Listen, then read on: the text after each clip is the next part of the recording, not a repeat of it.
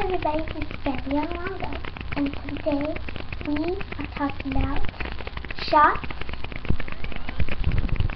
family reunion, and a book fair. So let's get started. Well, anyways, so got a shot in Columbus Day. So that was yesterday. Right here. Very painful right here. Got the shot and right in my index finger. And if you ever get a shot, don't cry because it's not going to help. And it doesn't actually hurt. It's just like a little tiny pinch. It's like a little touch, like that. So it really doesn't hurt. So let's talk about the book fair. Eichelberger, the book fair is going to open tomorrow, so if you're a bookworm like me, go check the book out.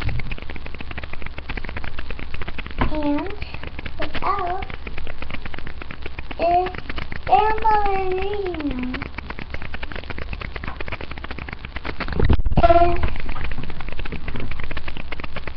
Where you go read with your family. Well, there's family reading games like karaoke and, reading bingo